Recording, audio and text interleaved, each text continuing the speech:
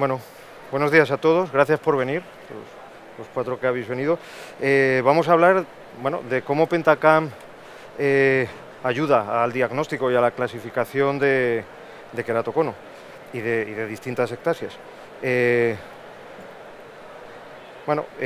de todo, por hacer un poco de report, el Pentacam, un dispositivo con una cámara sin flux que hace distintos cortes ópticos seccionales y que consigue datos de toda la cámara anterior, en la córnea, de elevación anterior, de elevación posterior, y sustrayendo espacialmente estas dos superficies de la paquimetría. A partir de aquí consigue sacar, a base de miles de casos, de una base de datos amplia y de análisis estadístico e inteligencia artificial, consigue sacar muchos índices, gráficas y algunos mapas de elevación. Para empezar, el mapa paquimétrico de espesor corneal lo tenemos aquí a la izquierda, y el mapa relativo de paquimetría ya a veces nos puede dar alguna indicación de que puede haber alguna sospecha de ectasia o de adelgazamientos patológicos en este porcentaje de progresión paquimétrica. Luego, a partir de la información que tenemos con los datos que ha sacado Pentacam, podemos obtener el resto de mapas, entre ellos los mapas de curvatura, el sagital, tanto anterior como posterior, y también el tangencial, también anterior y posterior. A modo recordatorio rápido, los mapas sagitales, los radios están centrados sobre un eje de referencia y por tanto son muy sensibles a desviaciones de este eje y puede dar errores a veces de lectura. Asume una geometría esférica y por tanto la diferencia entre radios es pequeña, es menor, y da unos mapas suaves que para comparar distintas adquisiciones funciona bien. Para conocer exactamente la zona central de la córnea funciona también muy bien, pero no es bueno ni demasiado válido para el screening de queratocono. Por otro lado, los mapas tangenciales consiguen el radio en función de la tangente a cada punto, son independientes y por tanto no dependen tanto o no dependen del eje de referencia y son menos o están menos afectados por los descentramientos, y son mapas que tienen mucho más ruido porque son más independientes de estos radios, pero a la vez son más sensibles para detectar pequeñas irregularidades y por tanto son mejores para el screening de queratocono. Tenemos los mapas de elevación anterior y posterior. Estos se consiguen con todos los datos que aporta Pentacam y siempre referenciándolos o relacionándolos con una esfera de referencia que el software de Pentacam ya calcula. Una esfera que intenta dejar la mayoría de puntos la mitad por encima, la mitad por debajo de esta esfera de referencia. Y este es el aspecto típico de la cara anterior y de la cara posterior. Los fundamentos pues, de cómo funciona Pentacam es así, se obtienen por un sistema de triangulación, son exactos, porque representa la verdadera forma de la córnea, son independientes del eje, no como los mapas axiales, y no exigen una superficie refractiva clara como las adquisiciones que se hacen con disco de plácido, por eso pueden ser obtenidos en superficies distorsionadas o realmente no muy reflectivas. Como hemos dicho antes, el resto de mapas y datos se obtienen a partir de los datos de elevación que consigue Pentacam. Entonces, bueno, el acuerdo que se llegó es que el color verde es el color de nivel 0, el color que coincide con la esfera, con la superficie de referencia, de forma que todos los puntos o zonas que están por encima les dan un color cálido hacia el rojo, y todos los puntos que están por debajo de esta superficie de referencia tienen un color frío, un color azulado.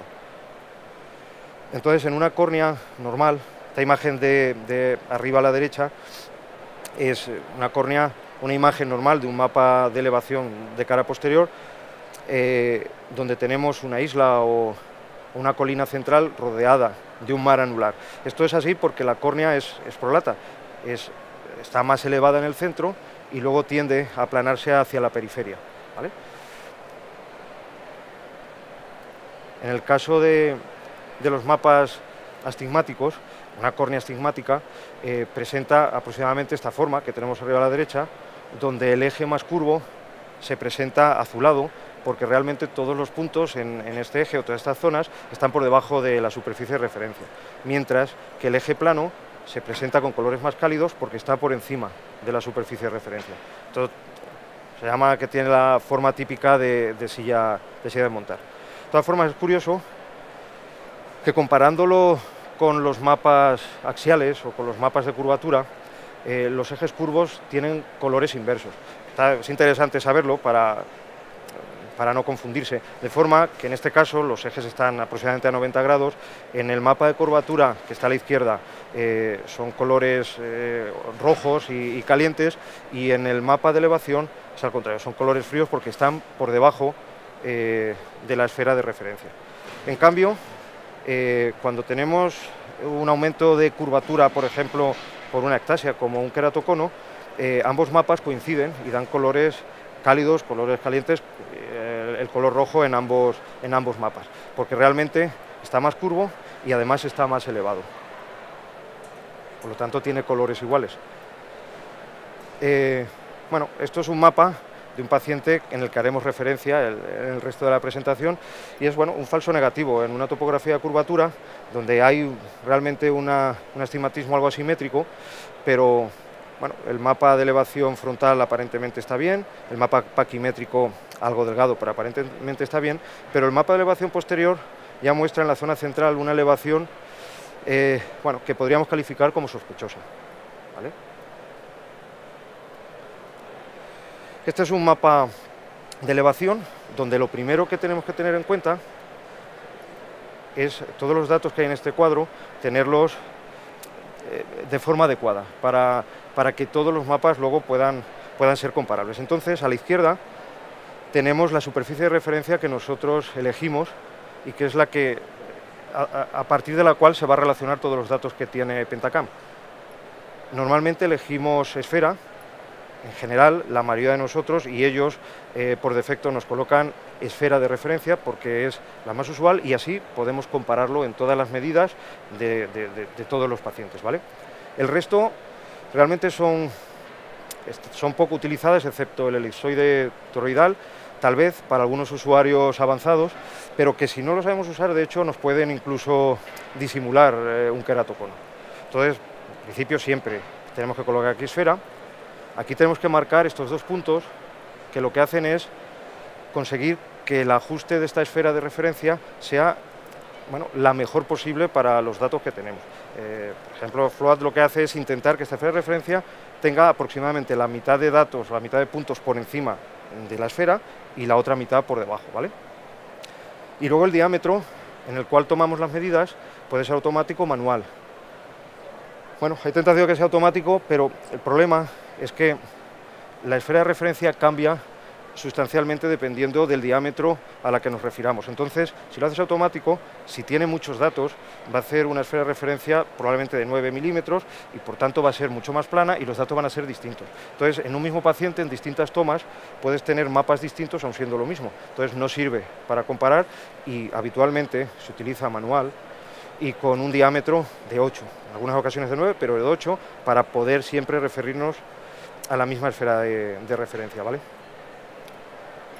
Vale, y volviendo atrás, siempre también nos tenemos que fijar en la elevación de la zona central. Esto ya nos ayuda a valorar si existe algo, alguna sospecha de algún fenómeno ectásico, ¿vale? Entonces, a través de, como hemos dicho antes, de miles de casos, una gran base de datos y bueno, pues, la inteligencia artificial y estudios estadísticos, ya se sabe que en los mapas de 8 milímetros de diámetro, en la cara anterior, por encima de 11 micras de elevación, se considera patológico y es un signo de sospecha de queratocono. En los mapas de la cara posterior, más de 16 micras se consideran patológicos, menos de 13 es normal. Y en cambio, estos datos cambian cuando la esfera de referencia es mayor, por lo que hemos dicho antes. La esfera de referencia, al ser de mayor diámetro,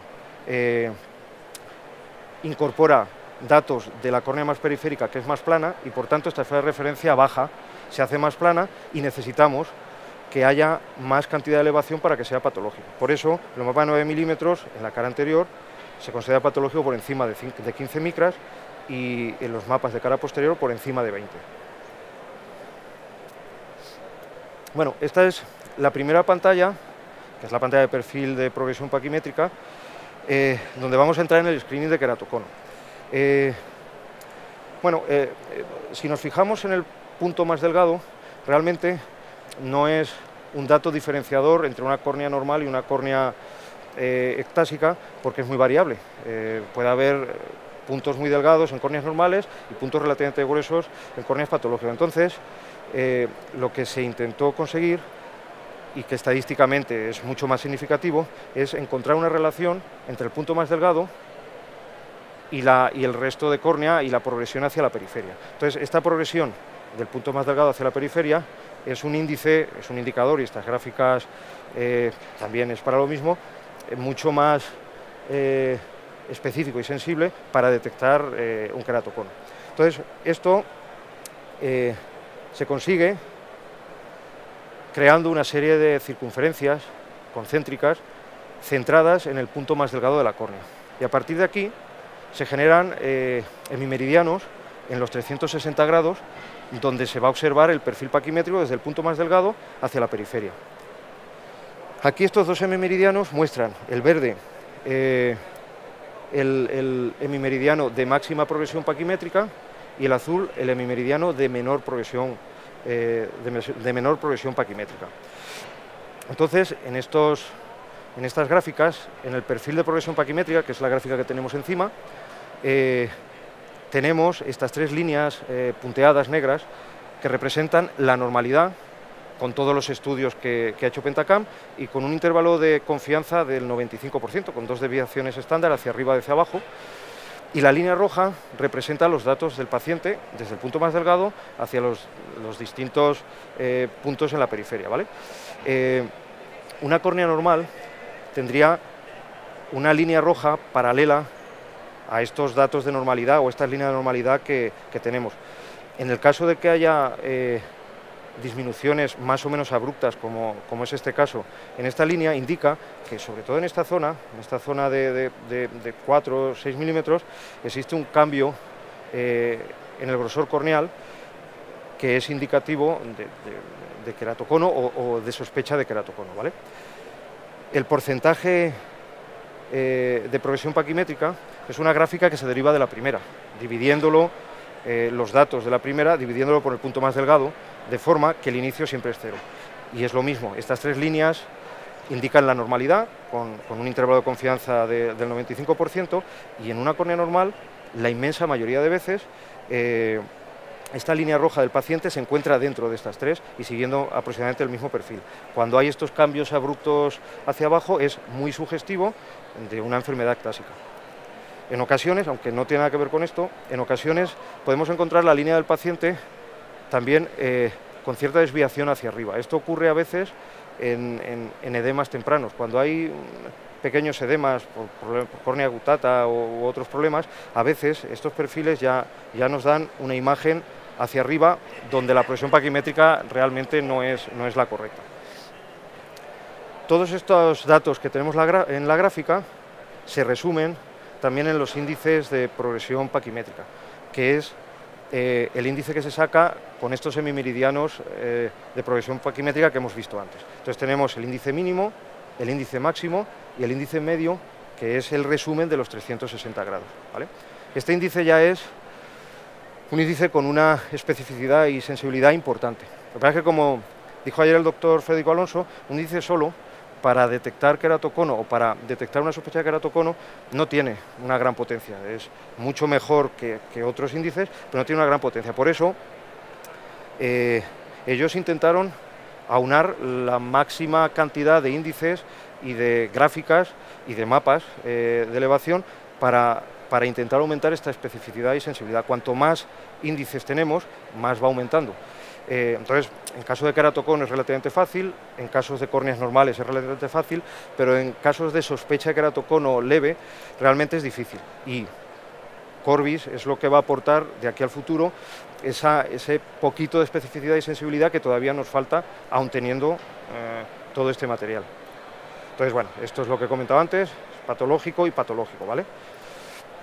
Aquí tenemos un perfil paquimétrico, un perfil de progresión paquimétrica, donde la línea roja se ve en esta zona de aquí, que no se encuentra absolutamente paralela, está mucho más cerca de esta línea de normalidad y ha habido un cambio hacia abajo, no es muy evidente, pero existe.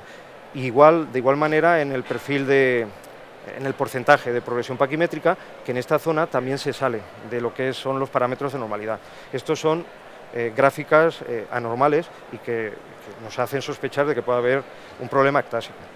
Y estas otras son córneas gráficas normales de progresión paquimétrica porque aparece la línea roja del paciente prácticamente paralela a lo que es la normalidad. Y de igual manera en la gráfica de porcentaje de progresión paquimétrica. Por lo tanto, estas gráficas son normales. Esta es otra pantalla de Pentacam, donde aquí resume y aúna todos los índices y todo lo que tiene Pentacam para el despistaje de queratocono. Aquí tenemos las gráficas que hemos comentado, el mapa que hemos comentado, aquí hay una serie de índices que ahora veremos, y estos mapas de aquí es la proyección mejorada de Bellin-Ambrosio, se llama, donde tenemos en la fila de arriba los mapas de elevación frontal y posterior con la esfera de referencia estándar, los mismos mapas que hemos visto antes. En la siguiente fila presentan estos mapas de elevación, pero con una esfera de referencia mejorada, que ahora comentaré, mejorada para conseguir evidenciar más, por ejemplo, aquí esta zona, que probablemente es una zona ectásica, ¿vale? Y la tercera fila son unos mapas estadísticos o matemáticos donde solo presentan la diferencia entre los que hay en la primera fila y la segunda, de forma que según la diferencia de altura que tenemos aquí abajo, cuando existe una zona roja significa que existe una diferencia entre el primero y el segundo suficientemente grande para sospechar de que puede haber queratocono, ¿vale? Esto explicado de otra manera. Cuando Pentacam calcula la esfera de referencia, la calcula con todos los datos que obtiene de la córnea. Entonces, cuando hay una zona ectásica, una zona más elevada, esto lo incorpora al cálculo de la esfera de referencia y, por tanto, la esfera de referencia se encurva. Al encurvarse la esfera de referencia, que es lo que tenemos aquí, se tiende a disimular lo que es el queratocono. Entonces, nos puede dar mapas de elevación razonablemente normales. Entonces, lo que intentaron hacer Bellin-Ambrosio es conseguir una esfera de referencia que se pareciera más a la córnea normal para evidenciar más lo que es la ectasia o el queratocono. Entonces, ¿cómo conseguir esto? Bueno, ellos cogieron y a partir del punto más delgado de la córnea sustrayeron o decidieron entre 3 y 3 milímetros alrededor de este punto y lo descontaron para el cálculo de la esfera de referencia. Es decir, la esfera de referencia mejorada se calcula sin tener en cuenta esta zona. Entonces, al no tener en cuenta esta zona, la esfera de referencia es mucho más parecida a la córnea normal y la elevación que presenta el cono es mucho más evidente y más clara, ¿vale? Esto está bien, pero tampoco podía fallar en córneas normales. Entonces, en una córnea normal, como no hay ninguna zona focal donde haya realmente una gran elevación, realmente las diferencias entre la mejor esfera de referencia y la esfera de referencia mejorada de Bellin-Ambrosio no existen. Por lo tanto, si no hay patología ectásica, los mapas son prácticamente iguales.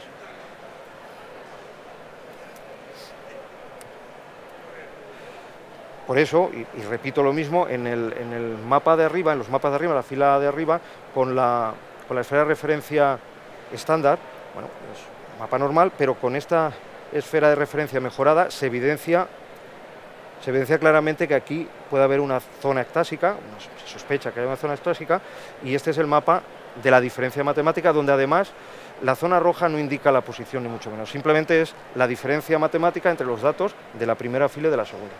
Pero es una proyección muy intuitiva de que realmente puede haber una sospecha de ectasia. Así, esto sería una proyección de una córnea normal, donde la fila de abajo no se ve ningún color en rojo porque no hay ninguna elevación que sea sospechosa. Un cono posterior se presentaría con los mapas de elevación posterior y este mapa de diferencia matemática en rojo y por tanto con elevaciones sospechosas, y un queratocono avanzado se presentaría así, donde realmente no nos hace falta esta proyección porque ya se ve el queratocono en los mapas de elevación normales.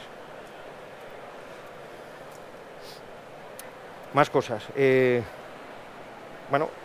Belin y Ambrosio incorporaron muchos índices para aumentar esta sensibilidad y esta especificidad, ¿no? Entonces, aquí abajo tenemos una serie de índices que son las desviaciones de distintos datos que tiene Pentacan. Entonces, esta desviación se llama desviación frontal, hace referencia a los mapas de elevación frontal, que se da como normal, porque realmente estos datos de elevación frontal están normales. Esta desviación posterior hace referencia a los datos del mapa posterior, ¿vale? Esta desviación hace referencia al índice de progresión paquimétrica que hemos visto antes. Aquí ya está patológico y los datos de desviación, por supuesto, también salen patológicos. Esta otra desviación hace referencia a la distancia entre ápex y el punto más delgado, que también puede ser un indicador de patología ectásica, aunque lo es menos importante. Esta otra desviación hace referencia a este índice que hay arriba, que está aquí, que se llama RT-max, se llama grosor relacional de Ambrosio, y que es probablemente, junto con este último de aquí, está de final, los índices que más sensibilidad y especificidad tienen para la isquemia queratocono. Este índice relaciona el índice de progresión paquimétrica, que tenemos un poco más a la izquierda, con el grosor corneal. Es normal por encima de 400, patológico por encima de 200, pero ellos recomiendan que por debajo de 300 sospechemos y revisemos todos los datos que tenemos Pentacan, porque probablemente pueda ser una córnea ectásica. Y luego, para finalizar, tenemos esta desviación de Belin-Ambrosio, que es el índice de resumen de todo. No hay que caer en la tentación de ir directo a este índice, si sale blanco perfecto y si sale rojo es queratocono, porque no siempre es así. Como he comentado antes, cuanto más índices, más especificidad y más sensibilidad, pero no hay toda. Entonces hay que ver todo historial, todos los datos anteriores y tener en cuenta que en muchos casos, a veces, ahora ya podemos contar con Corbis para la estéresis corneal. Vale, hay que tener en cuenta, esto es importante, que en pacientes hipermétropes el cálculo de la esfera de referencia cambia por el tamaño de la córnea y por el blanco, y entonces nos puede dar falsos errores y falsos ectasias. Entonces siempre hay que referenciar la base de datos. Cuando uno es hipermétrope, hay que ponerlo en hipermétrope, si no nos podemos llevar alguna sorpresa falsa en realidad, ¿vale? Entonces, para ojos normales, para todos los ojos hay que dejarlo normal, y para ojos hipermétropes cambiarlo y ponerlo en hipermétrope. También en post-LASIK vamos a encontrar que todo está alterado, menos la zona o la cara posterior. La cara posterior, este mapa y esta desviación, que es la desviación de la cara posterior, van a estar normal en un post-LASIK que no tiene ninguna ectasia ni sospecha de ectasia. Si esta zona, si este mapa posterior o esta desviación comienzan a ser patológica o empiezan a estar altos, están en rojo, entonces hay que sospechar una ectasia posterior, ¿vale? Vale, esto casi es lo primero que tenemos que mirar. Este es el reporte de índices, que realmente es muy intuitivo. Aquí, muchos de los índices que tiene Pentacan van a aparecer aquí con literatura, por si uno la necesita, y aquí en una barra vamos a tener la normalidad, las desviaciones de una o dos desviaciones estándar, más de 2 desviaciones estándar, hacia arriba o hacia abajo. Y aquí las gráficas de la posición donde estás. Entonces aquí intuitivamente ya se ve que, por ejemplo, el grosor corneal está disminuido, el ápex también, la paquimetría en el ápex, el índice medio de progresión, el índice máximo, también, la Kmax. Todos estos datos ya intuitivamente ya nos dicen que existe cierta sospecha de patología, y directamente aquí nos sale, pero directamente arriba podemos tener acceso a cada uno de los mapas donde aparecen estos reportes de índices. Como resumen, al final tiene esta desviación D, que es esa última que hemos visto en la diapositiva anterior, y ya nos dice que es claramente patológica, está arriba de todo.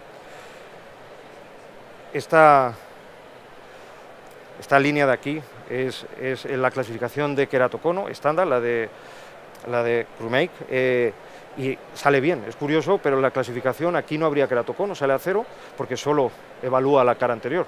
Entonces, según esa clasificación, aquí no habría queratocono y es claramente sospechoso de patología, ¿vale?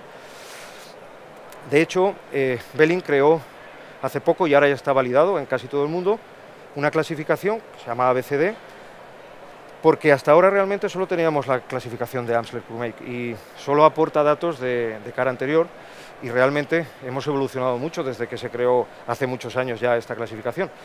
Entonces, pienso que es una buena clasificación. Aquí tenemos los criterios de Amsler, Crewmake y los 4 estadios, y aquí los datos en los que se va a basar la clasificación de Belling, que es el radio de curvatura anterior, el radio de curvatura posterior, la paquimetría mínima y otro dato que es la agudeza visual del paciente.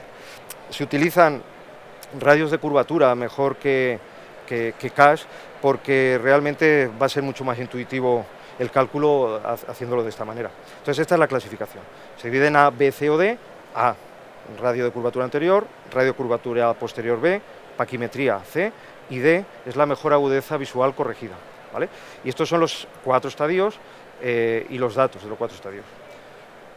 Lo bueno que tiene esta clasificación es que ya viene incorporada en Pentacam y automáticamente, perdón, que voy a dejar cargar la foto, venga, como no somos muchos.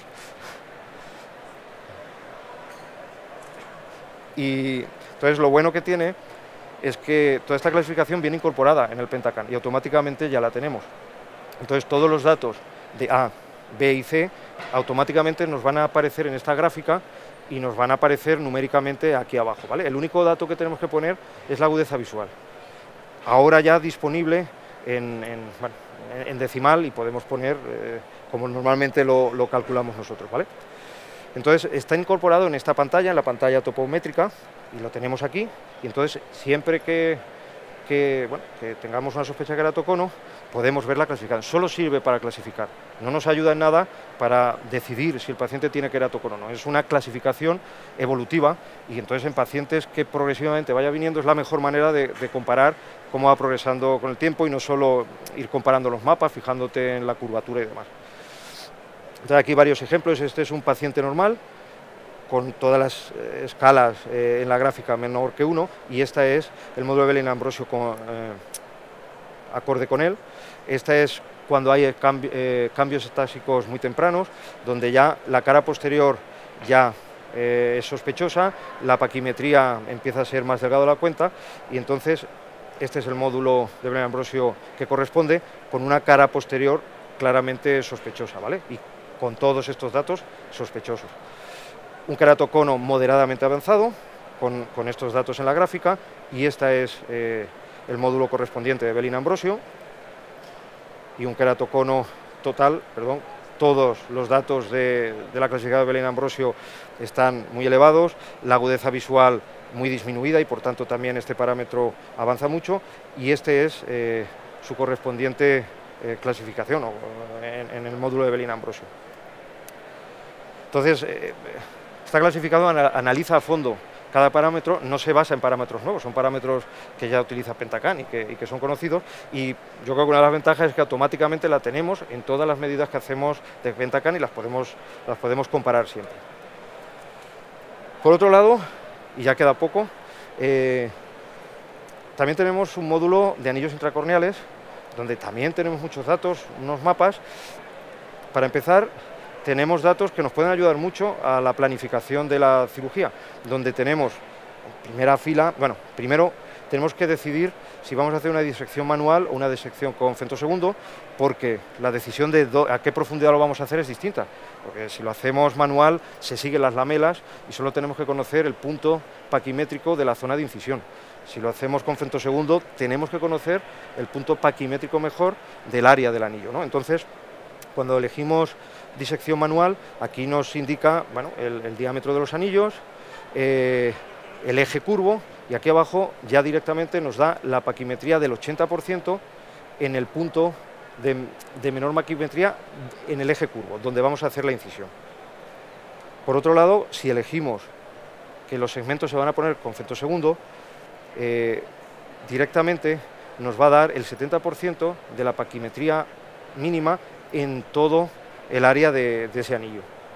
Por lo tanto, mucho trabajo hecho ya. Por otro lado también, nos va a dar los datos directos del coma de tercer nivel o de tercer orden y del coma de quinto orden, tanto a 5,6 milímetros. Nos da la cantidad y el eje de ambos.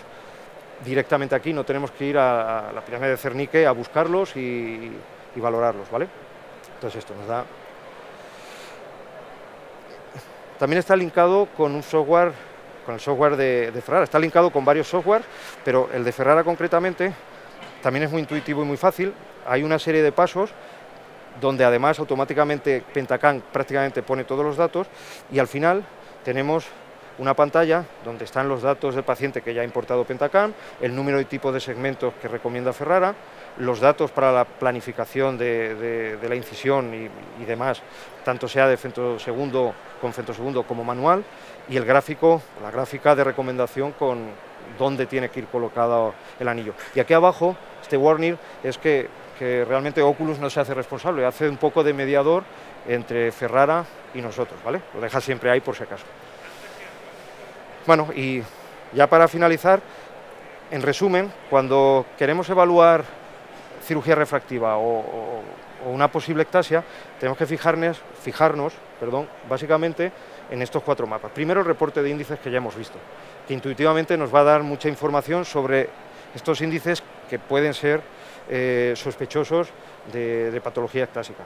Los 4 mapas refractivos, donde tenemos el de elevación, los sagitales, el paquimétrico, elevación anterior y posterior, el topométrico, donde encontramos la clasificación de Belin, y por supuesto la pantalla de Belin-Ambrosio, el módulo de Belin-Ambrosio, donde está el resumen de todo el despistaje que necesitamos para quedar tocón. Y si no me equivoco, ya se acabó, ya está. Gracias, de acuerdo.